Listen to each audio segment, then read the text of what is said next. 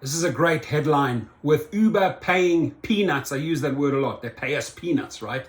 Exploited drivers are canceling rides, as you should, right? If they're not paying you, apparently you are an independent contractor. You get to choose, right? You cancel the rides. If you're not making money, you cancel the rides. You're the boss, your car, your office, my friends. By the time full-time Uber driver Nada Awad had logged out of the app after a full day's work in late October, he had declined over 100 jobs. Proud of you. It wasn't because he was unwilling to make long journeys across London, and it definitely wasn't because he didn't need the money. Rather, he had rejected every job that wasn't financially viable. If it's not financially viable to you, you cancel. The same applies for LA, the same applies for Tampa, the same applies for San Antonio, the same applies for Albuquerque, the same applies for whatever city you are in the world. If it doesn't make financial sense to you, you cancel, right? In recent months, Uber passengers have been complaining of costly fares, long wait times, and multiple cancellations. Uber claims the root of these problems is that there aren't enough drivers to meet high demand. Correction. The root of this problem is that Uber is not paying its drivers what they deserve, what they should be getting. Hence, riders are falling to the side. Let me correct that statement for you, Dara Khosrowshahi, because please do not inject any lies into the media. Come out with the truth. That, my friends, is the truth. So they say again, Uber claims the root of these problems is that there aren't enough drivers to meet high demand.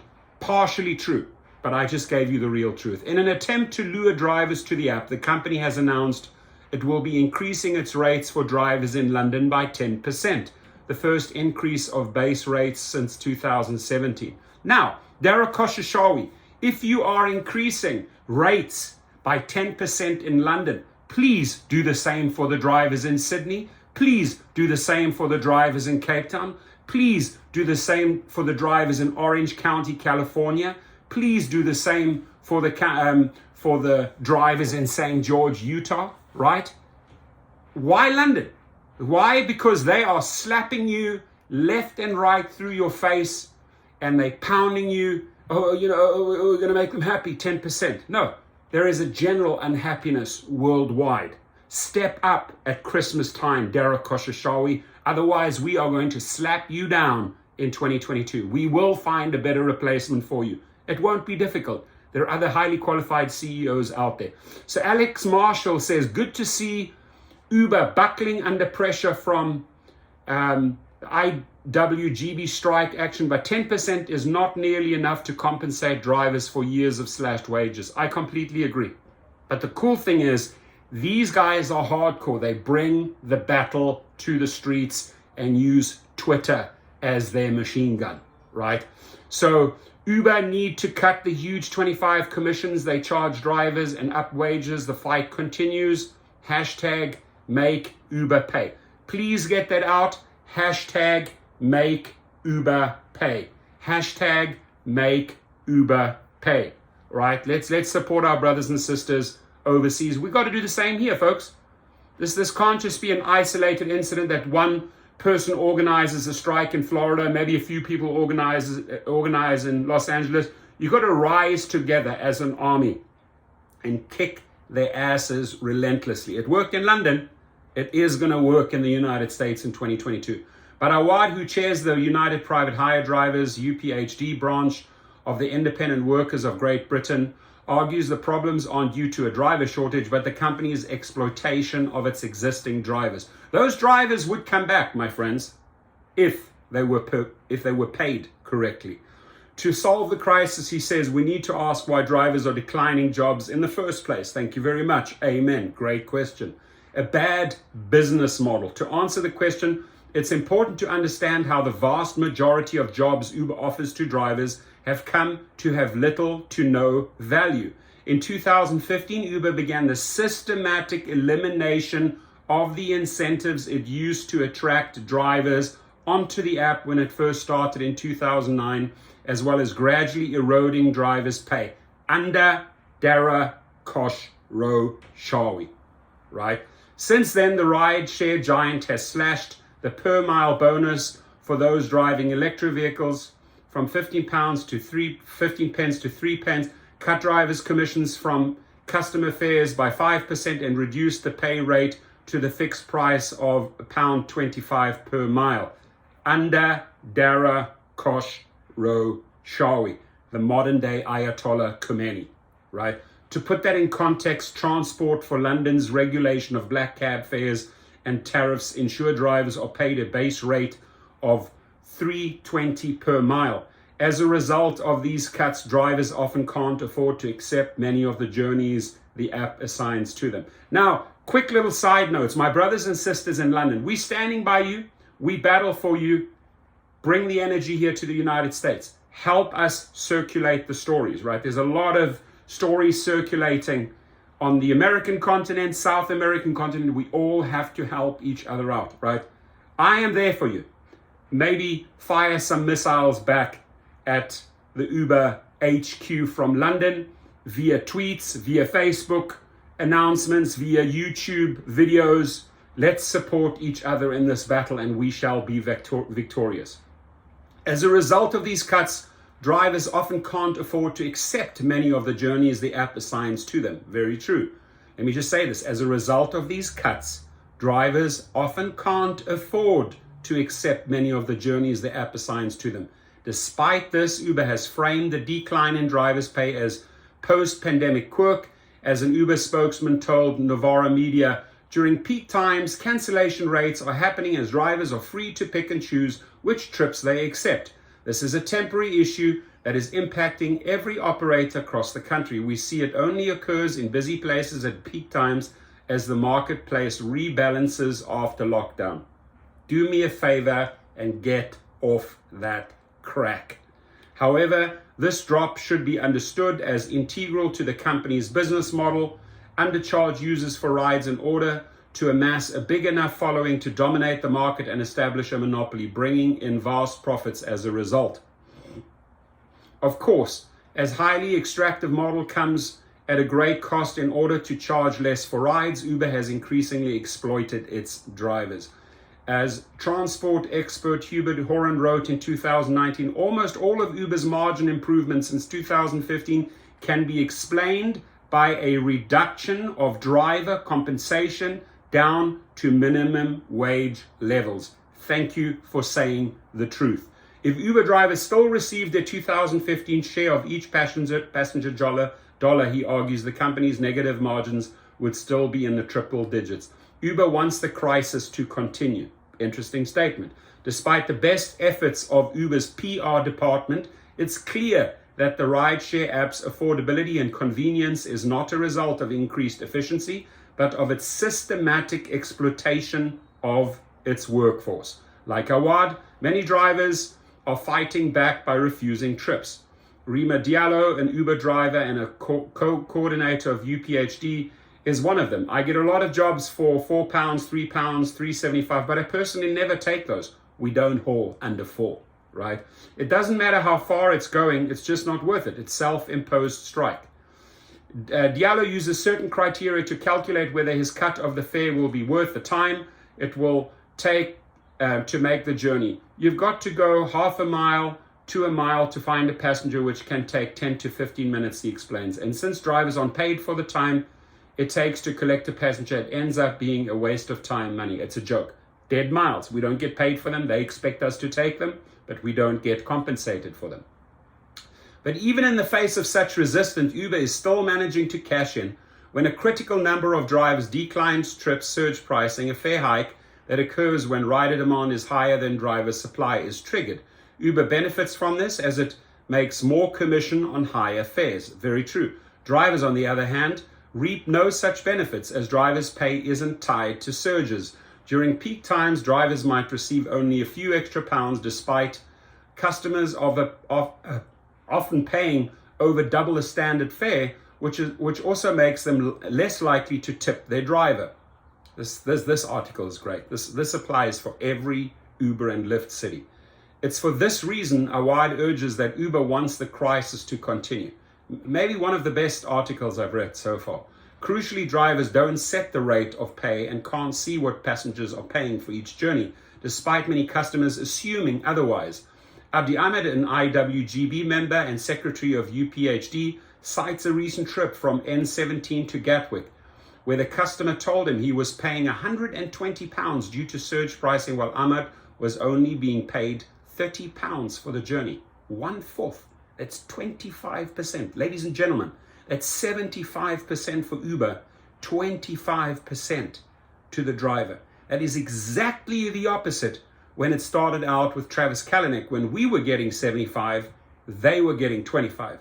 It has done a 360-degree turn, my friends, in their favor, right? In screenshots shown to Novara Media showing drivers' calculated pay alongside the length of their journey, trips can amount to little more than £1 per mile. In one case, $35.98 for a 35.55 mile trip. There it is, right? Now, and we have the equivalent here. Whether it's pounds, dollars, Swiss francs, euros, it's the same scam they're running worldwide, ladies and gentlemen. There we go. We could substitute any of our local screenshots in here, same story. What's more, despite the Supreme Court ruling earlier this year that drivers are not self-employed but workers, and should this be paid for the time spent waiting for jobs, not just for the time spent on the trip, Uber is still refusing to pay for waiting times. Slap them down, London. Hassan Haji, an IWGB member and the member agreement officer for UPHD, explains, no matter how long you're stuck in traffic, you're not going to get paid more. This is because the app doesn't factor in variables like rush hour traffic, speed restrictions, or diversions. Same worldwide. In central London, driving a few miles could take me an hour and 20 minutes. Says Haji, how much am I getting paid? Peanuts. Again, ladies and gentlemen, peanuts. An endless cycle.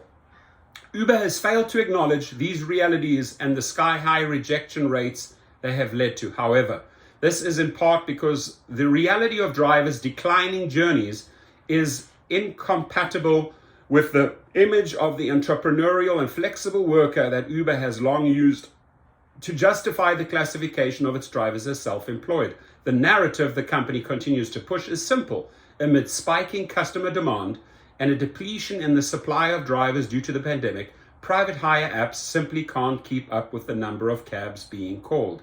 Following this logic, Uber holds that by recruiting new drivers, waiting times will reduce, prices will fall, customers will be happy, and the problem will be solved. Wrong. The company has publicly committed to recruiting 20,000 new drivers by the end of the year, offering drivers £500 for you and a friendly by referring a driver in November. The problem is, ladies and gentlemen, they do not get that bonus. It's a guarantee, right? Refer your friends to drive with Uber and earn £500 per successful referral. Refer a driver. We know that story. Uber, you still owe me $1 million. Lyft, you still owe me $650,000. It's time to pay up. But for Ahmed, this bonus was just a cynical attempt to flood the app with a never-ending supply of new drivers, all willing to accept the low-paying jobs other drivers reject in pursuit of this financial reward. The new drivers will follow the same cycle. Any innocent driver who has just started is still going to struggle and will eventually talk to the older drivers, we call them veterans, who are there, same as in every other city. It's not a solution. Customers take their anger out on you. We know that feeling, right? Customers take their anger out on you, the driver, and that is wrong. Ladies and gentlemen, I have had 3 death threats because drivers didn't get their bonus. These were from drivers, right? Obviously, I looked into that and shut that down. But this all stems from the misfunctioning system that Uber put in place. We have to suffer. Hence, customers take their anger out on you. Our wide fear is that by accepting the narrative that driver shortages are the problem, it will only make it easier for Uber to avoid questions about the poor working conditions the existing drivers face. What's more, with the mainstream press publishing articles with headlines like Uber drivers get the power to kick customers to the curb, it's hardly surprising drivers are experiencing increased harassment and violence from customers. Ahmed, for example, says he's had passengers send him abusive messages. Don't effing cancel on me. You're my driver and I pay you, right? The problem is only intensified by the app's interface, which creates what gig economy researchers Jamie Woodcock describes as the impression of transparency with a countdown timer and predicted fare.